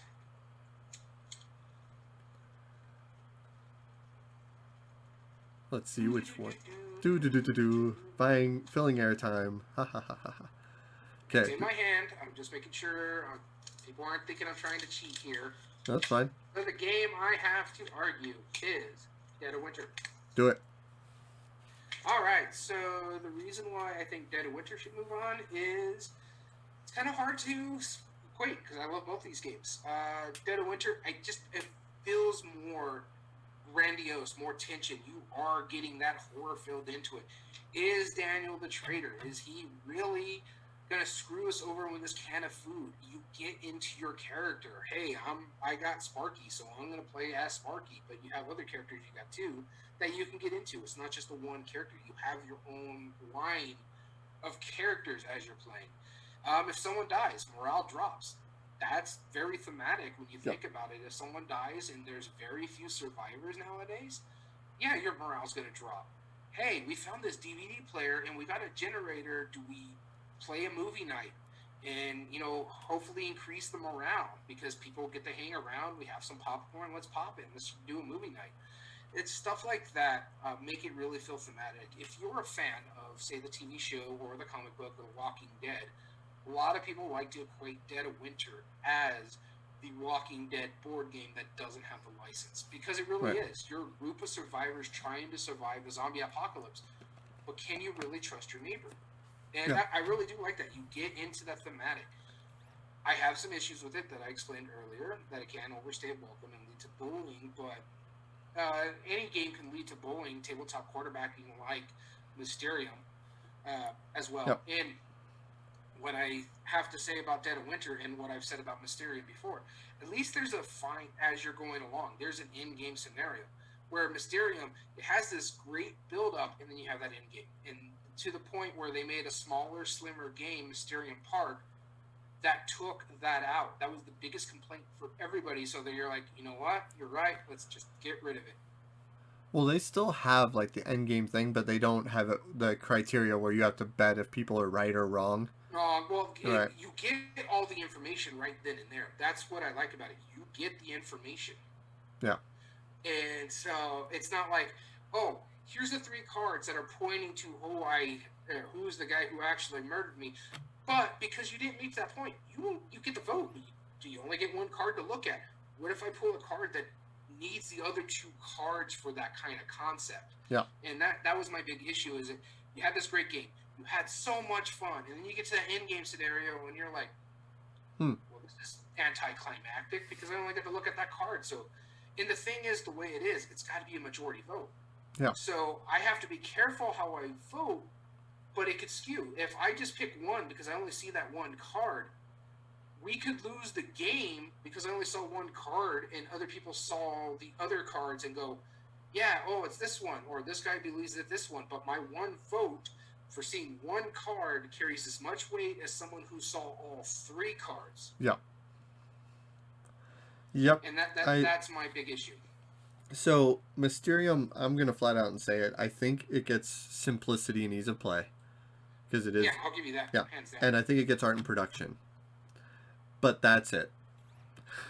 But I give you the art and production. Yeah. yeah, I mean just barely, right? I had to Because think it's about great it for a art. minute. I'm like, Dead of Winter has some really nice art. The Yeah. graphic design works very well for this game. Mm-hmm. Yeah, it's not bad. It's just it's just the Mysterium. It is a game based on art and production like that. It couldn't have been successful if it had bad art. Yeah, no, There's no way. I don't disagree. But everything else, yeah, it's. I agree with you Replay value, wholeheartedly. on all honesty, they have the same amount of expansions. Yeah, well, but the thing is, Mysterium doesn't have different scenarios. Dead of Winter does. Which it does. And I was going to bring that point is that Yeah. not just that, the Long Night is its own standalone game that you can Yeah. put together with it. So you have basically 2 full games that can add to it. Yes. With Yeah. variable crossroad cards. Warring Parties, it's an expansion, but it's not a great expansion. Yeah, I mean it. It's basically you take a Long Night and Dead of Winter together, and then you become warring factions. It makes it a nice, great party game, but honestly, Dead of Winter party game does not sound interesting to me. No. And see, here's the weird thing about that expansion is it added in quite a bit of content for both of them. It's just they wanted to justify adding content for one and not the other, Yeah. or like vice versa. It's like, well, why are you giving me Long Night stuff, and also the original one? Like, how can we combine these two? And that's what they came up with. What's interesting about Dead of Winter, But there's a lot this of content. Kind of off topic that doesn't have to go with the game. Mm-hmm. It really started basically Plaid Hat's lore, right, of Arkham Horror and stuff like that. Because Raxon, the company that started all this, it had its own game. In Long Night, you go to Raxon, and so it's interesting. Yeah, I absolutely. really do enjoy that. I think that's really cool. Yeah. There's a lot more meaningful choices. I have to agree in Dead of Winter. Yes, 100%. And then replay value, it has that, and just immersion. Immersion in general, yeah. Like I was saying earlier, you get into your characters. Yeah, the theme matching the mechanisms makes sense in Mysterium. Like, I think I would give it that. But player interaction and memorable moments is definitely Dead of Winter. Yeah, no, I don't disagree. Cool. So that means Dead of Winter versus Mansions of Madness for the best horror game. Yep, they are going into the finals. Our number 2 seed and our number 3 seed. Okay. All right. Not a complete upset now. Let's go ahead and look at the votes here. Betrayal Legacy, again, was tied with Nemesis at 9 in 4th place.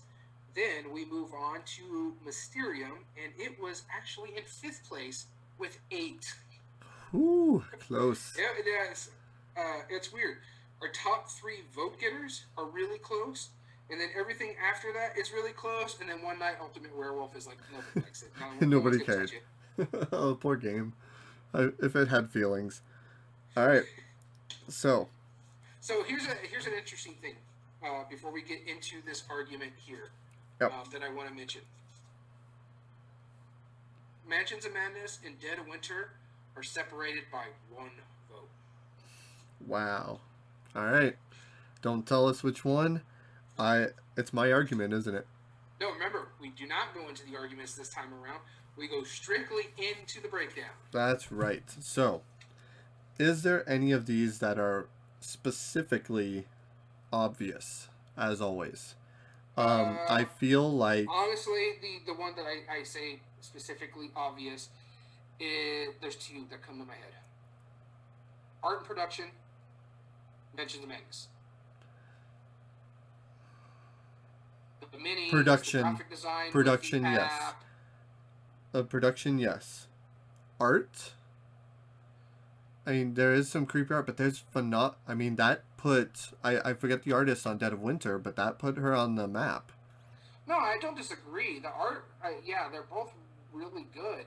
But when I'm talking about like the 2 parts, the pieces and components, much better in Arkham Horror. Mansions of Madness, yeah. Or Mansions of Madness. The graphic design, where it's functional to the game and stuff like that, the app integration that fits with the board that's going on, that's where I have to hit it, because they're both functional to the game. Yeah, okay, I'll give you that. And it's not as immediately obvious in Dead of Winter. Like I always have an argument or confusion of like when can you shoot somebody? It says 3+. Wait, so that means your die? Okay, you have to have a die that says 3 or higher in order for you to use that action. Okay, but it takes you that extra step. But like, wait a minute, how does that work? Okay. I'll give And you the that. other one that kind of jumps out to me, and it's not the whole thing, is just that expandability goes to Mansions of Madness. Because we're talking about that one click of a Okay. button and you can have the that's the only one that comes out to me. The other two part of replay value doesn't jump out to me. Okay. Well, no, I mean like player range and scale, they're about the same.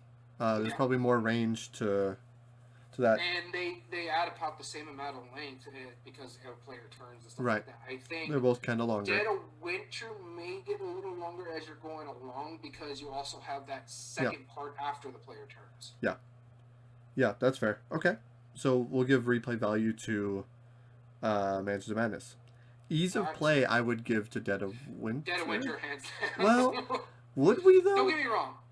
Mansions of Madness is simple to play because of the familiarity, because of the app, integration. But if you didn't have that app, there's a reason why that app is there. Yeah. Because Mansions of Madness First Edition, people had so many problems with trying to figure out how to play that game. Then they added that app that made it easier. Yeah, okay. But AP prone, would you give that to it's less AP prone for Dead of Winter? Yeah, it's less than AP prone because honestly, it's just like the puzzles and stuff like You're that. You're just choosing actions. Okay. And the fact is, the app does all the cleanup for you. So like when the monsters move, it tells you when they're going to attack, the Mythos phase, all that is done through the app. And why would you say it's more likely to get to the table for Dead of Winter? To be Walking honest, Dead? Walking Dead. Okay. That's fair. People are going to more likely, hey, if you like the Walking Dead show or the comic book, and of course, H.P. Lovecraft, there are going to people that are saying they want nothing to do with him because of who he is. Okay, that's fair.